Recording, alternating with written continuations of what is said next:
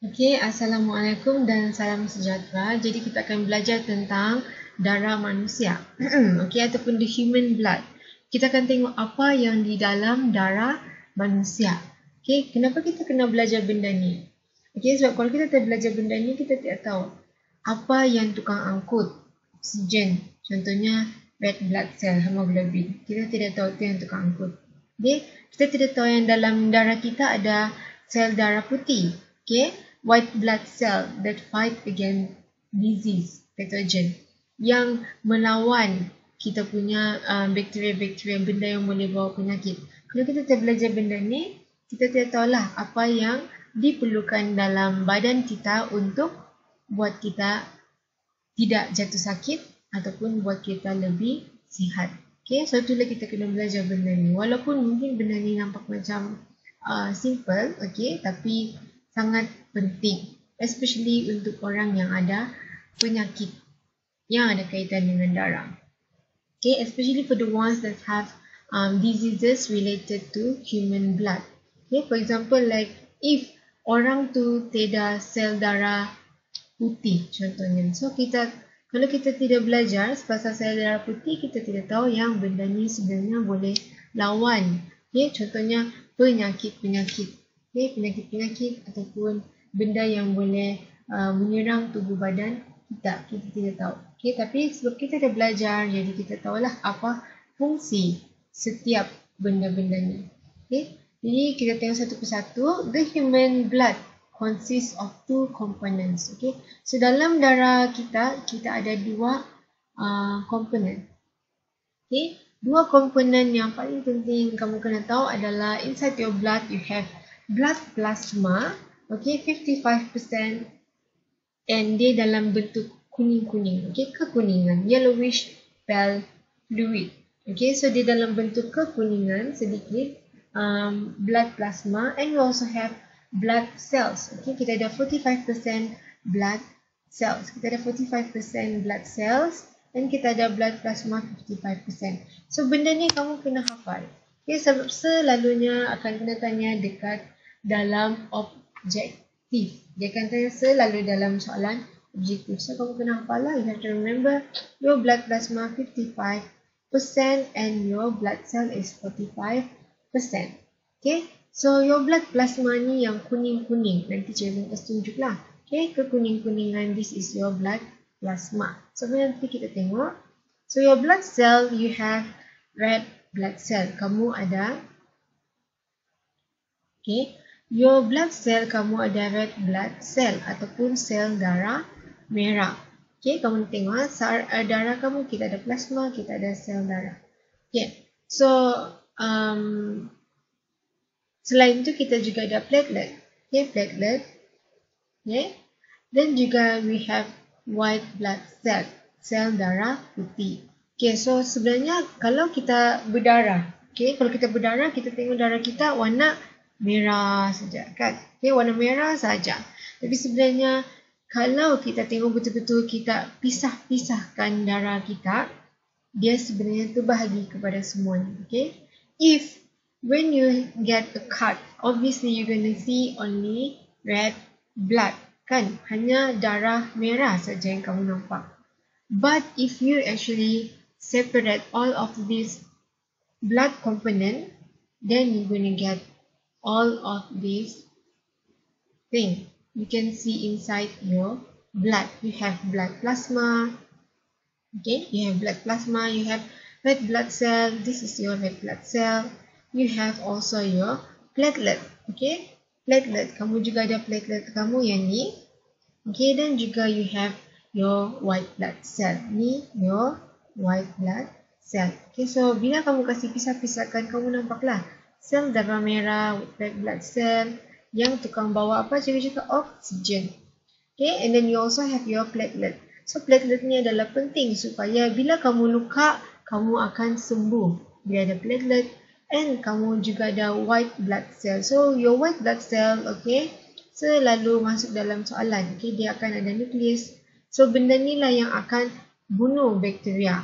It will kill pathogen that enters your body. So contohnya bila kamu sakit, ataupun bila kamu luka, akan ada bakteria masuk inside your blood. So, diorang ni yang akan attack. Okay, diorang yang akan attack and diorang yang akan bunuh pathogen ataupun bakteria that might harm you, yang boleh memudaratkan badan kamu ataupun buat kamu jatuh sakit. Itulah kita kena belajar benda ni. Kalau kita tidak tahu benda ni wujud, so kalau ada, contohnya orang ada masalah sel darah putih, okay, something wrong dengan dia punya bone marrow, tulang sumsum dia tidak boleh buat sel darah putih terlampau banyak. Okay, so contohnya kalau kita tidak tahu apa tu sel darah putih, dan kita tidak boleh tolonglah orang yang ada masalah sel darah putih. Kalau kita tidak tahu apa tu sel darah merah, bila ada orang ada masalah sel darah merah, kita tidak boleh tolong. Jadi kita akan biarkan saja orang tu sampai. Okay. So tapi bila kita tahu, kita boleh tolong. Kita boleh bawa dia pergi hospital and then doktor akan bagi dia maybe surgery or anything important to save that person's life. Boleh selamatkan nyawa orang tersebut. Sebab itulah kita kena belajar sains. Dia mungkin nampak kecil, tapi sebenarnya benda ni lah yang paling banyak bantu kita, okay? Terutamanya untuk orang yang ada penyakit. Okay, so you're going to look here. Your blood component can be separated by centrifuging technique. Okay, ni kamu kena hafal. Selalu masuk dalam soalan objektif. So, kamu ada darah. Okay, bila kamu luka, you can see only this. Merah je kan? Unless lah kalau tiba-tiba kamu luka, tiba-tiba darah kamu purple, tu kita takutlah pula. Ataupun tiba-tiba darah kamu warna hijau, tu kita takut. Tapi sebenarnya yang kita nampak warna merah lah. Okay? Jadi warna merah, sebenarnya kita nampak warna merah. Jadi macam mana kita mau pisah-pisahkan benda ni? Macam mana kita mau belajar pasal benda ni? Ataupun macam mana kita mau fokus untuk dapatkan sahaja maybe your platelet? Macam mana kita mau dapatkan only your white blood cell? Macam mana you mau dapat only your red blood cell? You can use centrifugation. Okay, kamu boleh guna centrifuging teknik ataupun kaedah emparan. So, kaedah emparan ni adalah yang akan kasih pisah. Okay, dia yang akan kasih pisah-pisah kamu punya, separate your punya blood. Okay, daripada satu ni, bila kamu ada kaedah emparan ataupun centrifuging teknik, dia akan pisah jadi 55 plasma and 45 component cell. When you put your blood in a centrifuge, okay, for centrifuging technique ataupun kaedah emparan, dia akan berpusing-pusing, and then kamu akan dapat 55% plasma and 45% your blood cell. And inside your blood cell, baru kamu akan ada ni platelet, white blood cell and red blood cell. Okay, your sel darah merah, sel darah putih dan juga kamu punya platelet. Okay, so macam tadilah, dalam blood you have blood plasma and blood cell. So bila kamu ada satu vial ataupun satu tube darah, kamu pusing guna centrifugation method ataupun ni kaedah emparan. Okay, dia akan pisah jadi blood plasma dengan blood cell. So dalam blood plasma, blood cell, kamu ada tiga benda ni, red blood cell, sel darah merah, platelet, white blood cell and your sel darah putih. Okay, semua benda ni akan terpisah. Okay, so itulah guna dia centrifuging method. So kamu kena belajar lah, plasma ni apa function dia, red blood cell apa function dia. So red blood cell adalah yang paling senang. Cikgu ulang sudah banyak kali. You guna red blood cell untuk transport oksigen. You have hemoglobin. Bila ada oksigen, nama dia akan jadi oxyhemoglobin. Okay? And your white blood cell ataupun sel darah putih ni, your punya white blood cell, dia tugas dia adalah untuk prevent disease and infection. Supaya kamu tidak terkena apa-apa penyakit ataupun apa-apa jenis penyakit. Dia yang akan lawan. Okay? Dia akan lawan bakteria, pathogen tu semua dia lawan. Okay? And then kamu ada platelet. So platelet ni macam cikgu cakap tadi, bila kamu berdarah, dia yang akan bagi kulit kamu sembuh. Akan bagi luka kamu sembuh. So it helps for blood clot. Okay, dia akan bantu for blood clot ataupun proses untuk kamu sembuh kamu punya darah, kamu punya luka. So bila kamu luka, kamu tengok balik esok dia bercantum sudah. Macam mana dia bercantum? Kamu ada platelet. Okay, ni lah untuk blood clot ataupun bila kamu ada luka, dia akan sambung semula kulit tersebut.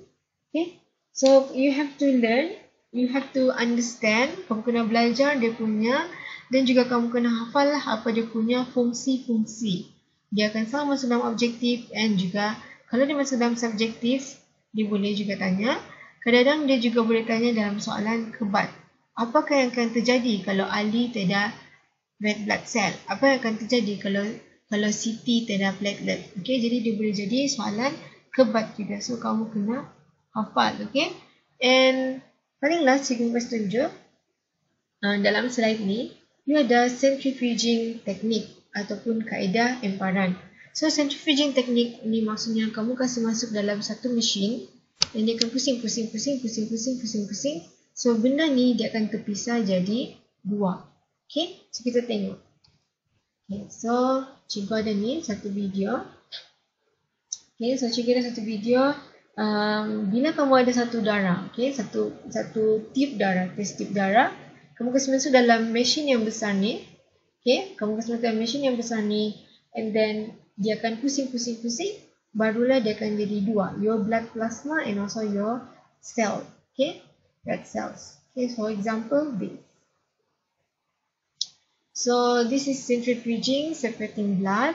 So kalau contohnya kamu ada tip-tip darah, okay, so dia kena sama rata, dia kena sama berat, dan juga dia kena balance. Okay, barulah dia boleh berpusing dengan baik. So kamu tengok tu dia akan pusing. Macam inilah kaedah emparan ataupun your centrifuging teknik. Okay, dia akan pusing sampailah kamu punya darah akan terpisah. Okay, then kamu tengok lagi, kita ada video yang seterusnya. Okay, so this is how kamu punya blood. Kamu ada plasma kan? Okay, kamu ada plasma dekat atas warna kuning, yellowish plasma, and also you have your cells. Okay, 45% blood cells, and also you have your 55% plasma. Okay, so when you look at this, kamu ada sini. Okay, so ni adalah teknik macam mana kita pisahkan kita punya blood. So contohnya we ada blood. Okay, kita ada blood, masukkan dalam tube. Okay, masukkan dalam tube. Kita ada pH tube kat sini, and then kau masukkan dalam centrifuging machine. Okay, ataupun emparan punya mesin, kamu kasih masuk.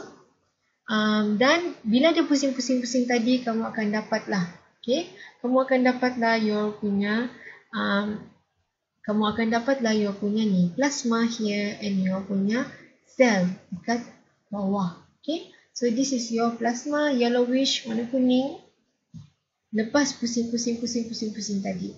Okay, so itulah kita kena belajar benda ni, sebab benda ni adalah penting, especially untuk bila kita mau study pasal kita punya darah, ataupun bila kita mau bantu contohnya orang yang ada masalah dengan dia punya darah, sama ada red blood cell, white blood cell or platelet. Okay, so macam ni lah. Kamu kasi masuk, dia akan pusing selama 10 minit. Then last kamu akan dapatlah benda ni, buang, dan nanti kamu akan dapat hasil yang terakhir. Okay, so that's all. So if you have any question, kamu boleh tanya cikgu. Seperti biasa, kalau tidak, kita akan jumpa lagi di video yang seterusnya.